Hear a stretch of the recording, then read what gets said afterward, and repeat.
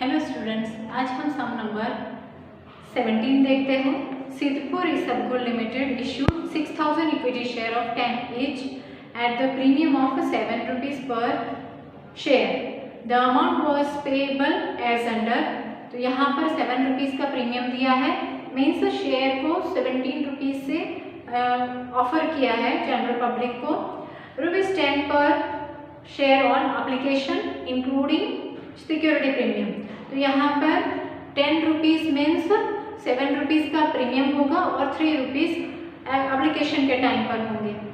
Then 4 rupees पर allotment, 3 पर share on final call.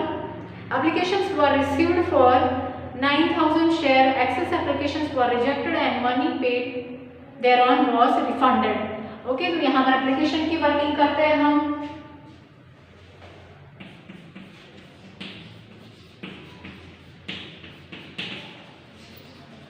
On application 9 lakhs application आए थे 10 रुपीज ईच, तो 90 lakhs we have received.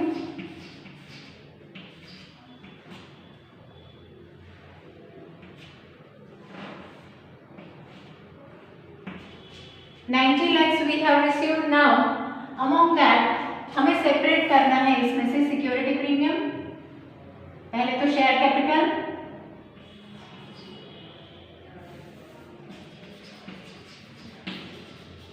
Share capital हमारी होगी 6 lakhs, इक्विटी शेयर हमारे पास 6 lakhs ही है एंड मल्टीप्लाई बाय 3 रुपीज मंगवाए हैं, सो दैट इज 18 lakhs। उसमें से सिक्योरिटी प्रीमियम हमारा 6 lakhs का 7 रुपीज है, इज इट? तो 3 + 7 10 हो गया हमारा। तो we have separated for the journal entry, हमने सेपरेट किया है जर्नल एंट्री के लिए, तो हमारे अमाउंट ही डायरेक्ट ट्रांसलेट करेंगे। सो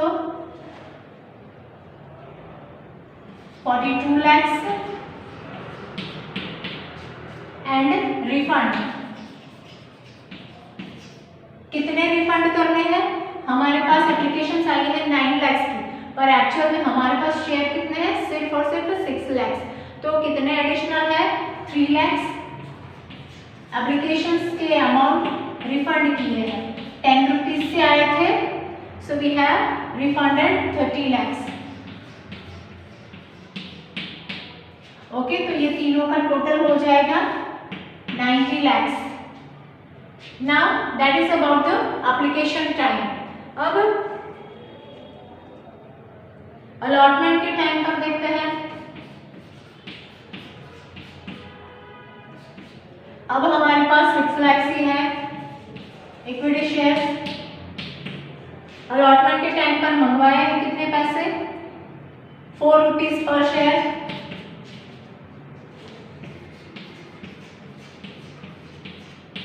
$24 lakhs मंगवाए हैं। अब इसमें से Siddharaj who was allotted 6,000 shares did not pay due on allotment and hence his share was forfeited after allotment. Okay, तो यहाँ पर अलॉटमेंट के टाइम पर अब सिद्धराज नाम का जो पर्सन है उसके पे नहीं कर पाता है, सिर्फ और सिर्फ उसकी एप्लीकेशन के पैसे आए हैं, यहाँ से वो पैसा नहीं दे रहा है।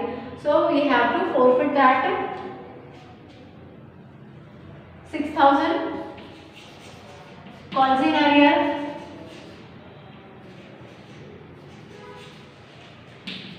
6,000 multiplied by 4, 24,000 माइनस करेंगे calls in arrear। तो इतना पैसा हमने मंगवाया था, उसमें से 24,000 नहीं मिल रहा है हमें, तो बैंक में कितना आएगा? That we have to subtract from 76,023 lakhs. Okay, so that amount have to be in a bank. अब और आगे है फॉरफिट करना है उसके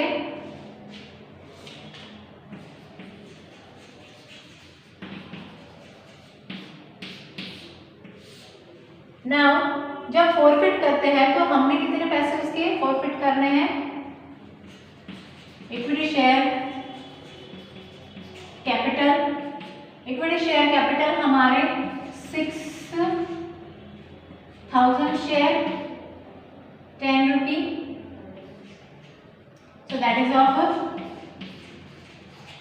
60,000 and अलॉटमेंट के पैसे नहीं मिले हैं वो, that is of 24,000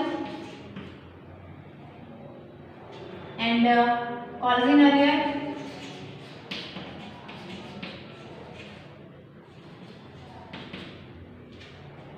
we have to subtract this amount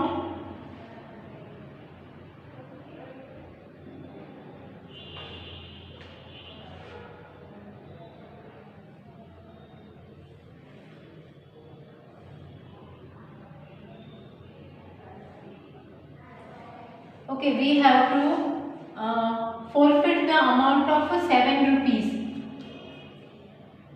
because of 3 rupees here and 4 rupees over here, so we have subtracted, we have to multiply it with 7 and here the amount is 42,000 because of 4 rupees of over here and 7 rupees of 3 rupees over here, तो 3 plus 4 7, तो 7 rupees हमारा equity share capital हो रहा है।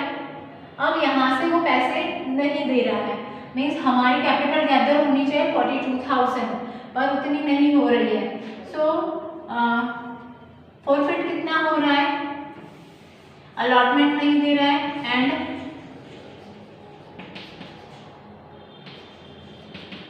अब 42,000 minus 24,000 करेंगे तो हमारा जो भी फॉरफिट अमाउंट है that have to be covered, so that is of 18,000 we have to subtract और ये दोनों का total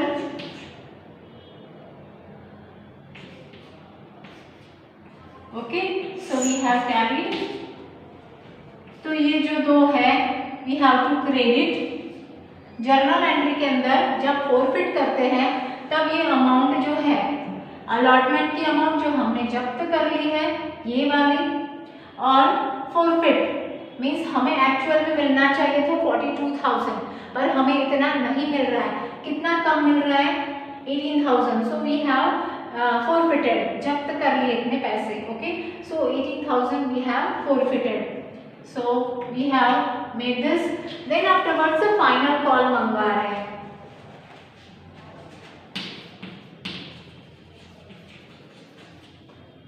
that is of 6 lakhs और अमाउंट फाइनल कॉल की है 3 रुपीज, 18 lakhs,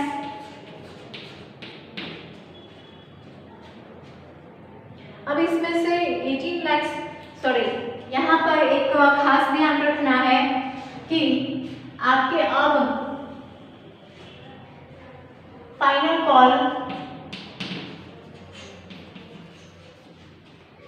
हमारे पास 6 lakhs शेयर्स थे पर अब हमारे पास 6 lakhs नहीं होंगे क्योंकि हमने फॉरफिट कर लिए हैं 6,000 share, so we have subtract this amount, then afterwards we have got 5 lakhs and 94,000, okay, so final call we have to call from this amount and 3 rupees, so we have to multiply it with both और multiply करके answer आता है final call 17 lakhs for 82,000, 17 lakhs 82,000। अब इसमें से भी पैसे नहीं मिल रहे हैं, वन शेयर होल्डर 4,000 होल्ड किया हुआ है, that have calls in arrear 4,000, amount is of 3 rupees 12,000 नहीं दे रहा है। ओके, तो 17,82,000 में से हमें 12,000 नहीं मिल रहे, तो बैंक में कितने आएंगे? 17,70,000। Okay, consider we have subtracted, means इतने पैसे हमारे पास अब नहीं आ रहे हैं, तो इतने पैसे आ रहे हैं हमारे पास, so we have recorded as a bank. अब इसके भी अमाउंट जो है वो फॉरफिट कर लिए हैं, कंपनी फॉरफिट कर रहे हैं, so we have to forfeit this amount.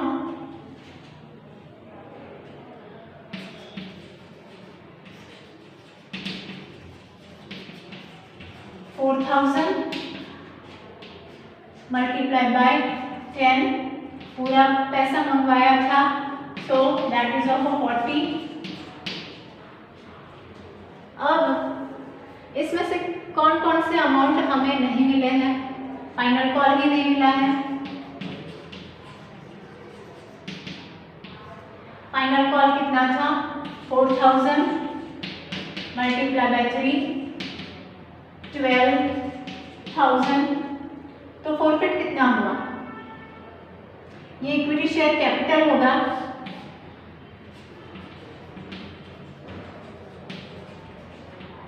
Equity share capital means हमारे पास इतना पैसा होना चाहिए। जब हम पैसे जब्त करते हैं शेयर कैपिटल के, तब हम ये अमाउंट जो भी हमारे कैपिटल अकाउंट में आती है वो रिकॉर्ड करते हैं। मीन्स हमने ऑलरेडी क्रेडिट कर दिया है, अब हमारे पास वो नहीं आए हैं तो हम डेबिट करेंगे। तो कितना डेबिट करना है? 10 रुपीज़ हमने शेयर के मंगवाए थे, तो 40,000 होने चाहिए, पर एक्चुअल में हमें नहीं मिले हैं 12,000। एंड फॉरफिट अकाउंट होगा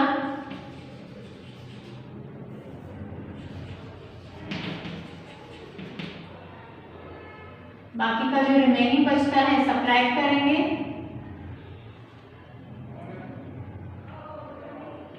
28,000। ओके, सो यहाँ पर ये दोनों का टोटल 40,000 हो रहा है। इक्विटी शेयर कैपिटल और फाइनल कॉल एंड फॉरफिट, ये दोनों का टोटल 40,000 हो रहा है।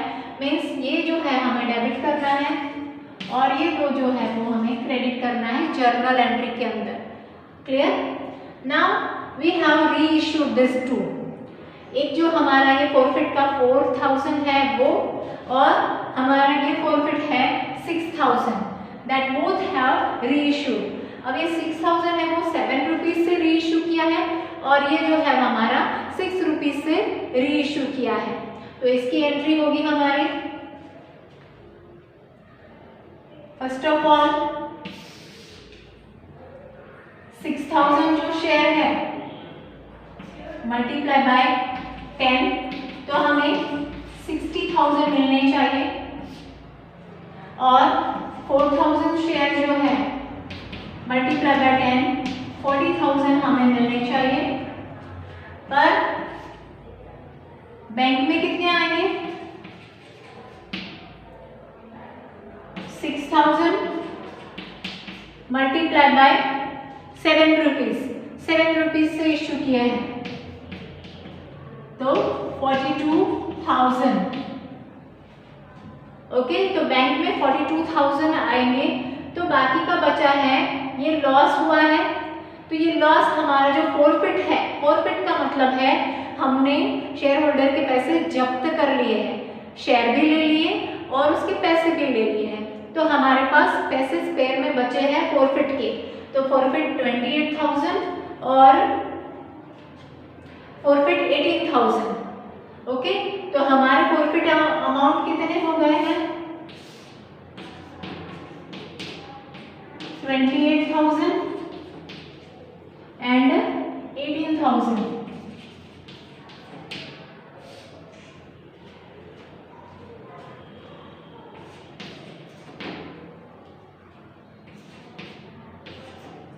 अब 46,000 है, उसमें से हमें ये पैसे जो है वो लॉस हुआ है हमारा, जब री इशू करते हैं लॉस होता है तो वो फॉरफिट अमाउंट में से हम निकालते हैं। कितना हो रहा है हमारा 18,000, so that we have to transmit to forfeit account.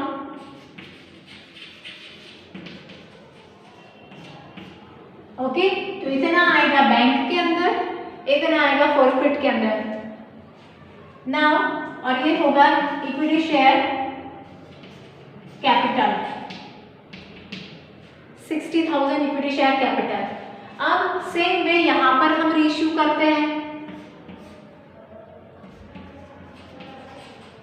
Bank में। अब ये है वो 6 रुपीज से रीइश्यू किया है, 4,000 मल्टीप्लाई बाय 6 24,000 से अब रीइश्यू किया है और लॉस हुआ है 16,000 का, तो वो फॉरफिट में 6 रुपीज मिले हैं, 4 रुपीज नहीं मिले हैं, 16,000। ओके, तो यहाँ पर ये हमने लॉस सेटल कर दिया। अब ये 18,000 और 16,000 दोनों का टोटल कितना हो रहा है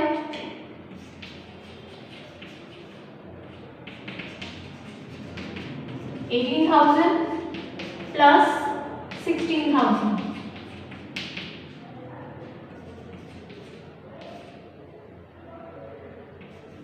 34,000।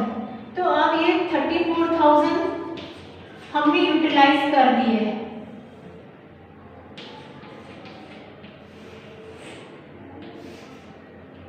अब ये जो हमारे पास 46,000 थे उसमें से 34,000 यूटिलाइज हो गए हैं। अब कितने बचते हैं, दैट इज ऑफ 12,000। अब ये जो 12,000 बचते हैं लास्ट में हम कैपिटल रिजर्व में ले जाते हैं। Okay, so that is a benefit of the business, और ये बिजनेस का बेनिफिट जो है वो कैपिटल रिजर्व में ट्रांसमिट करते हैं। जो छोटे छोटे कंटीजेंसीज आती है तब हम ये रिजर्व यूटिलाइज करते हैं। ओके, तो अब हम जर्नल एंट्री देखते हैं। हम we have to start with the journal entries. यहाँ पर जर्नल एंट्रीज करते हैं। First of all we have called the amount at the application time. तो फर्स्ट एंट्री हमारी होगी, पहले तो हेडिंग लिखना कंपलसरी है, journal entries in the books of Siddhpur limited. Okay, and application के टाइम पर फर्स्ट एंट्री है bank account debit to equity share application account, और हमारे पास 9 लाख इक्विटी शेयर की एप्लीकेशंस आई थी। तो 9 lakh multiply by 10 rupees, 10 rupees include करता है 7 रुपीज़ का सिक्योरिटी प्रीमियम और 3 रुपीज़ का एप्लीकेशन के टाइम का। तो 10 रुपीज़ हमें मिले हैं। So that is the first entry, bank account debit to equity share application account 90 lakh. Now second entry जो है उसके अंदर अब हमारे पास हम ट्रांसमिट करते हैं इक्विटी शेयर कैपिटल में। तो ये जो क्रेडिट हुआ है वो हम डेबिट करेंगे। Equity share application account debit 90 lakh, उसमें से अलॉटमेंट करना है इक्विटी शेयर कैपिटल में 18 लाख, जो हम 6 लाख मल्टीप्लाई बाय 3 करेंगे, क्योंकि एक्चुअल में एप्लीकेशन के टाइम पर 3 रुपीज़ मंगवाए हैं। सो 18 लाख। अब सिक्योरिटी प्रीमियम 7 रुपीज़ था, तो 6 lakh multiply by 7, so that is 42 lakh. Now बाकी के जो है 3 लाख एप्लीकेशन से एक्स्ट्रा आए थे पैसे, तो हम रिफंड करते हैं। सो बैंक अकाउंट में 3 lakh multiply by 10 30 lakh return किए। सो ये तो तीनों का टोटल होगा 90 lakh. So that is a second entry. Now third entry, अब हम अलॉटमेंट के टाइम पर रुपीज़ मंगवाते हैं। So equity share allotment account debit to equity share capital account, और अलॉटमेंट के हम 6 लाख रुपीज़ के अमाउंट मंगवाते हैं। सो 4 रुपीज़ मंगवाते हैं, 6 लाख मल्टीप्लाई बाय 4 करेंगे, 4 रुपीज़ अलॉटमेंट के टाइम पर मंगवाया है। सो that is 24 lakh. And that bank में अब आते हैं 24 लाख हमने मंगवाए थे, और बैंक में एक जो शेयर होल्डर है वो नहीं दे रहा है पैसे। सो दैट इज ऑफ 6,000 के पैसे हमें नहीं मिल रहे हैं, तो इसीलिए हम bank account debit calls in arrear account debit to equity share allotment, तो ये एंट्री होगी। उसके अंदर कॉल्स इन अर्लियर जो है वो 6000 मल्टीप्लाई बाय 4, 24,000 नहीं मिल रहे हैं, और इक्विटी शेयर अलॉटमेंट जितना हमने डेबिट किया उतना क्रेडिट किया है।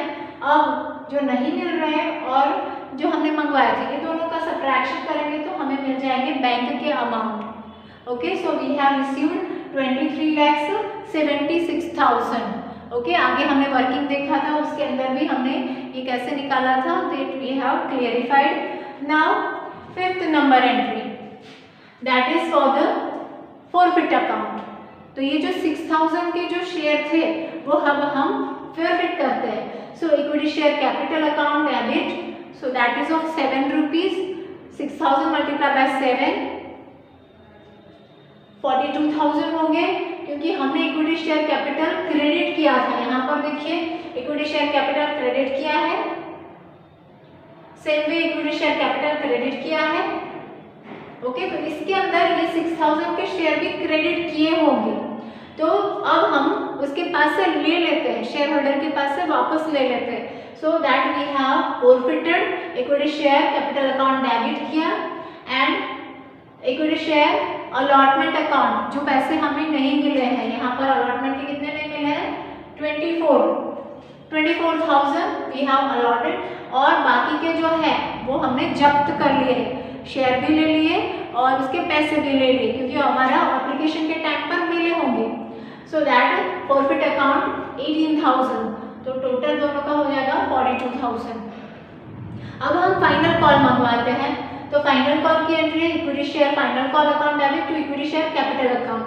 अब हमारे पास 6 लाख शेयर नहीं होंगे, 6000 शेयर उसमें से कम होंगे। ओके, तो that is of 5,94,000 multiply by 3 करेंगे, सो वी आर गेटिंग 17,82,000।